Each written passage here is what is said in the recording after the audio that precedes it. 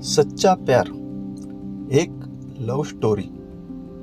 मेरे घर से थोड़ी ही दूर एक पार्क है जहाँ शाम के वक्त काफ़ी भीड़ रहती है।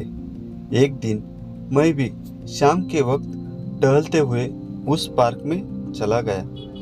थोड़ी देर पार्क में टहलने दौरान मेरी नज़र एक लड़की पे पड़ी। देखने में तो वो लड़की काफ़ी परेशान लग रही थी। मैंने सोचा शायद उसकी कोई प्रॉब्लम होगी और फिर मैं पार्क टहलने लगा। थोड़ी देर बाद वह लड़की वहाँ से चली गई, लेकिन जहाँ वह बैठी थी वहाँ पे एक छोटा सा हैंड पर्स था। मैं वहाँ पे गया और उस पर्स को देखा तो उसमें कुछ पैसे और कुछ डॉक्यूमेंट्स थे। मैं उस पर्स को लेकर पार्क में उस लड़की को ढूंढने लगा, लेकिन मुझे वह नहीं मिली। फिर मैं उस पर्स को लेकर अपने घर आ गया। घर आकर मैंने उसके पर्स से उसका आइडेंटिटी कार्ड निकाला। ये आईडी कार्ड उसके ऑफिस का था जिसमें स्नेहा नाम लिखा था। मैं अगली सुबह उसके ऑफिस गया और उसके बारे में एक वर्कर से पूछा तो उसने बताया कि स्नेहा तो पिछले एक सप्ताह से ऑफिस नहीं आ रही है। मैंने उस वर्कर से स्नेहा के घर का एड्रेस पूछा तो उसने बताया कि यहाँ से 5 किलोमीटर की दूरी पे गुरुकुल कॉलोनी है, वहीं पे वह रहती है। फिर मैं ऑफिस से सीधा उस गुरुकुल कॉलोनी में चला गया। वहाँ जाने के बाद मैंने एक गार्ड से स्नेहा के बारे में पूछा तो उसने बताया कि स्नेहा मैम पिछली वाली अपार्टमेंट में फ्लैट नंबर 16 में रहती है। मैं फ्लैट नंबर 16 के पास गया और डोरबेल बजाई। थोड़ी देर में स्नेहा ने डोर खोला तो मैंने देखा कि उसके मुंह में ब्रश है और ब्रश करते हुए उसने मुझसे इशारे में पूछा क्या बात है, तो तुरंत मैंने उसका पर्स उसे दे दिया और कहा कि कल शाम को आपका ये पर्स पार्क में छूट गया था। पर्स देखकर वह काफी खुश हुई क्योंकि वह ब्रश कर रही थी, तो उसने मुझे इशारे में ही अंदर बैठने को कहा। मैंने उसे कहा नहीं, मुझे अभी घर जाना है। उसने मुझे इशारों में सिर्फ 2 मिनट बैठने को कहा तो मैं अंदर जाकर बैठ गया। वह तुरंत ब्रश करके आई और मुझसे पूछा कि आप चाय लेंगे या कॉफी। मैंने कहा नहीं, मैं कुछ नहीं लूँगा, मुझे सिर्फ आपका पर्स लौटाना था। वो मैंने लौटा दिया, अब मैं जा रहा हूँ। इतना कहकर मैं वहाँ से चला गया।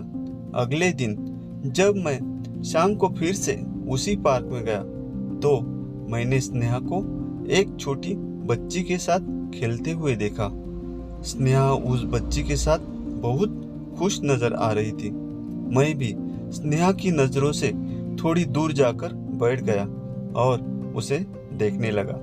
थोड़ी देर बाद स्नेहा की नज़र मुझ पे पड़ी और उसने मुझे पहचान लिया। वह तुरंत मेरे पास आई और मुझसे कहा आप वही हो ना जो कल मेरा पर्स मुझे लौटने आए थे। मैंने कहा हाँ, मैंने ही आपका पर्स कल लौटाया था स्नेहा।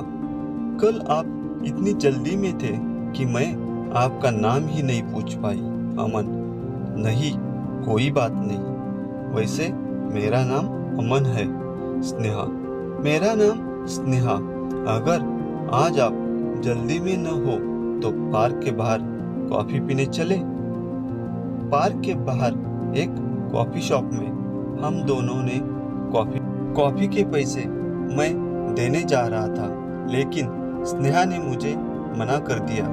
जाते वक्त स्नेहा ने मुझे कल डिनर के लिए अपने फ्लैट पे आने के लिए कहा। मैंने स्नेहा को कहा, ठीक है, मुझे टाइम मिलेगा तो मैं आऊँगा। और इतना कहकर फिर मैं अपने घर चला आया। रात को सोते वक्त मुझे स्नेहा की याद आने लगी। पता नहीं, मैं उसके बारे में सोचने लगा। मैं तो सिर्फ उससे 2 बार ही मिला था और न जाने मुझे अब क्या होने लगा। उसका चेहरा मुझे मेरी आंखों के सामने दिखाई देने लगा और कल की डिनर के बारे में सोचते हुए फिर मैं सो गया। रात को स्नेहा के फ्लैट जाने से पहले मैंने तैयार होकर आईने के सामने खुद को लगभग 10 से 15 मिनट तक देखा। मैंने अपनी बाइक निकाली और सीधा स्नेहा के फ्लैट में गया। स्नेहा ने बहुत प्यार से मुझे अंदर बुलाया।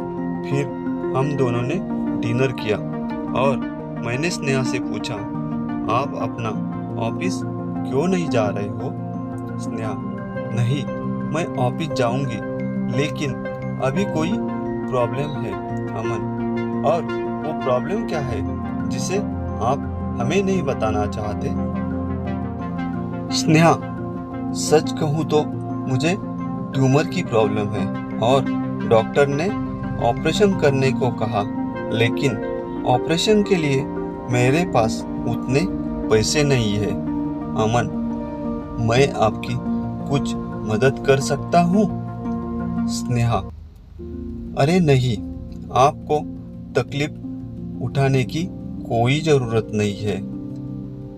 डिनर खत्म करने के बाद मैं घर चला आया, लेकिन रात को मुझे नींद नहीं आ रही थी। मैं सिर्फ स्नेहा के बारे में सोचता रहा।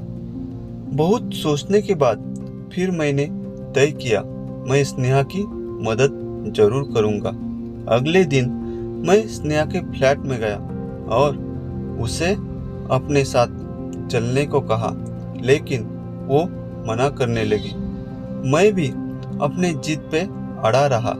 मैंने स्नेहा को कहा, मैं तुम्हें ऐसी तकलीफ में नहीं देख सकता। तुम्हें ऐसे देखता हूँ तो मुझे तकलीफ होती है। सच कहूँ तो मुझे तुमसे प्यार हो गया है।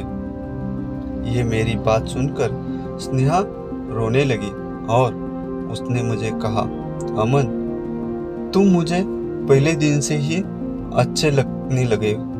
तुम्हारी ईमानदारी और मासूमियत मेरे दिल को छू गई। इन 3 मुलाकात में हम दोनों को एक दूसरे से प्यार हो गया। मैंने स्नेहा के ऑपरेशन कराने का सारा जिम्मा लिया और उसको एक अच्छे अस्पताल में ले गया। वहाँ पे स्नेहा का ऑपरेशन सफलतापूर्वक हो गया। अब हम दोनों ने साथ रहने का फैसला कर लिया।